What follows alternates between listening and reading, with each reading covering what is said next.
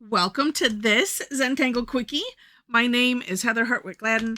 I'm a certified Zentangle teacher, and today we're going to take a look at the tangle Bitten from CZT Carole Ohl. All right, it is a grid pattern, yes. So I'm going to put a border in because I feel like having a border. And I'm not sure what I was looking for as I was looking for what I wanted to share. Okay, I was looking for a pattern versus anything else. So, and you know what? I'm going to do this as a 16 square. So dividing it in half and then those halves in half again. And again. I think it looks neat as a larger pattern. On my version of the step out, I did basically a 9 square, and that way you get the idea.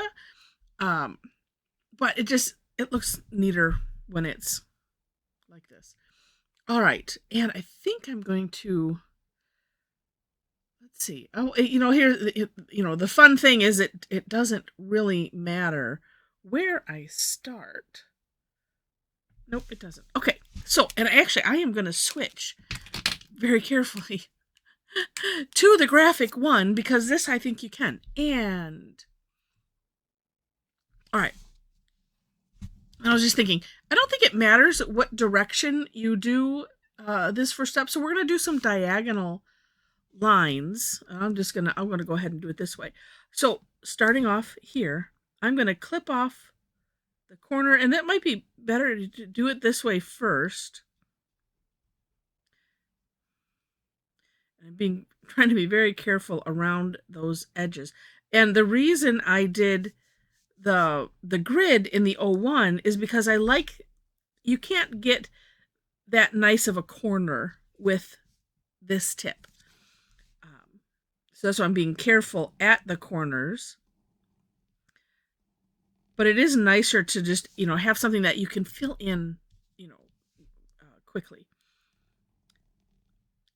All right. And now let me also mention, this doesn't have to go diagonal from corner to corner of the box.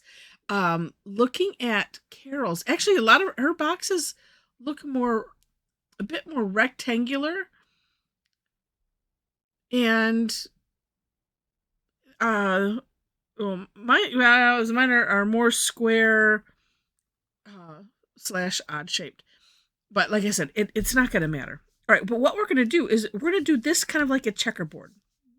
So starting off with this, having, like I said, cutting off the corners and filling them in, and then a diagonal somewhere down the middle.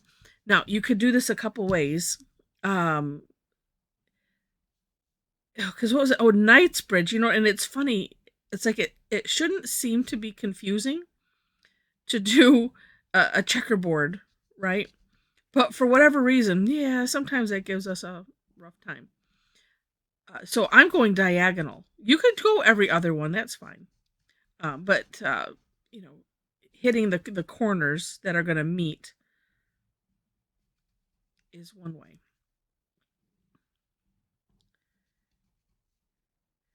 And like I said, it has a really, really neat look when it's on a larger scale.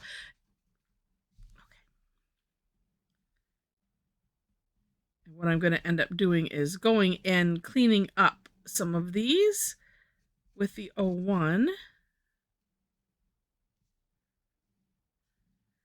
All right, so there's diagonal.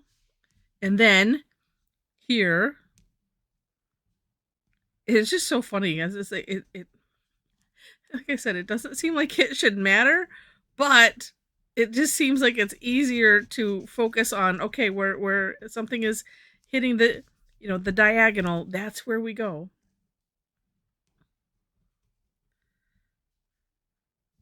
All right, and then here,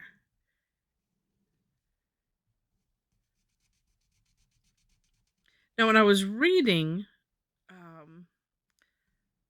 let's see, oh, it was on, oh yeah, you know what, I'll put both links in.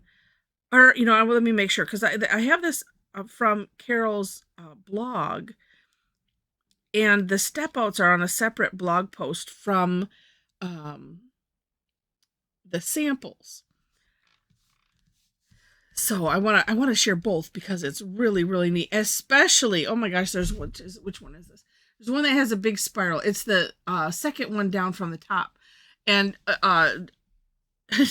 Justin, oh my gosh, the hollowing of this behind. I mean, I've done stuff like that, but whew, that's a lot. You have to just look and see. So those are in the description section of the video.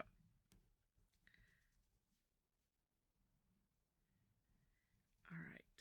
And I just think this is kind of nice. I'm thinking because it's winter here in Michigan, and I'm thinking, okay, let's think some wintry tangles. And this just, when I looked at it, excuse me, it just made me think of a nice, toasty blanket. So now it looks cool just like this, right? But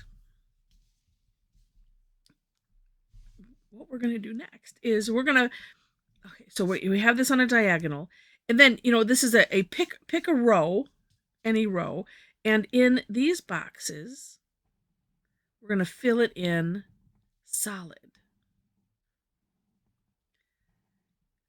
We're going to skip rows. My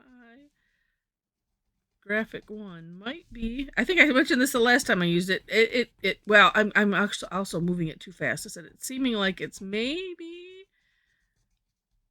on its way out. I tell you what, it seems like I need to date these. I should put some tape on and then date them. The next when I put another one in service, I should do that. And then also only use that one, because sometimes, you have more than one pen, and then because I'm just curious how long does it take to get to the end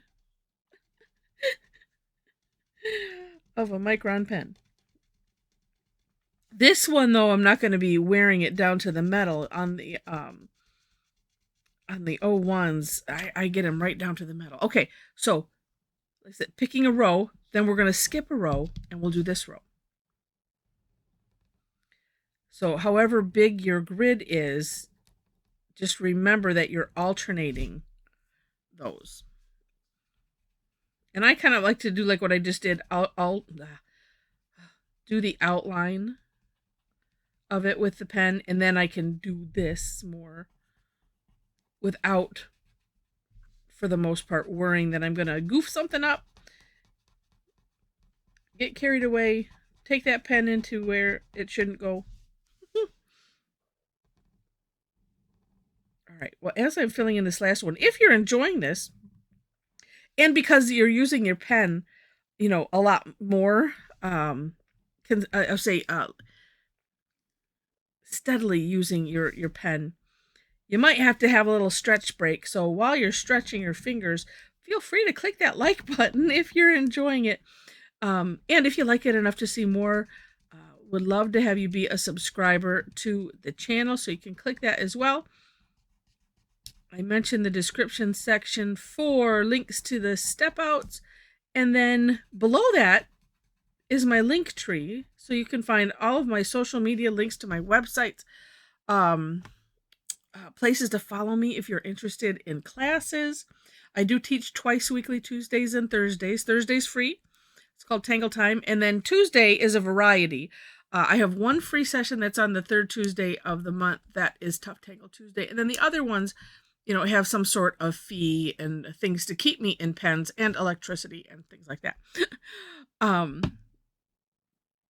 And we also have a Tangle Addicts community group on Facebook. You can join us there for extra fun. There are 4 questions that you have to answer in order to gain entry. I just like to make sure to mention that. I'm just going to tidy some of these little corners up. See, because I personally just like to have that sharpness in there. You see, like here, it is right, and here it's just not right to the edge. And I don't want it to go over. In some places I do, but that's okay. But what's nice, like I said, is you just come back here with your 01 or whatever size you were using to begin with, and just tidy it up. All right, and even things like this where the line just doesn't look quite right, just go over it. I'm like, it's almost like I'm tracing over the edge, but look at how that just cleans it right up. It's lovely. All right, and I think I'm going to leave this like this. But if you wanted to, you could shade the perimeter. There's so much, dark already on here. But you could. It just depends on how you're using it. But I just think it's really, really neat. It's a neat addition to the high contrast grid patterns. So if you don't like, and I don't know that Mom would like this either. My mom doesn't like Knightsbridge because there's a lot of filling in. And I think when we first learned, when we first learned that one, we pretty much just had our 01, and it kind of takes a little bit of time. But I just think this is a neat addition, a neat option for something like this. And I don't know. To me, it just has a neat fabric-y pattern, on it. So anyway, because I was mentioning on the blog post, Carol mentioned something about houndstooth, and so and that's why it makes us think of these things, right? Okay, so I hope you enjoyed this. If you did, please click on the like button, and if you liked it enough to see more, would love to have you be a subscriber to the channel. I already mentioned that, so I appreciate that. Leave comments.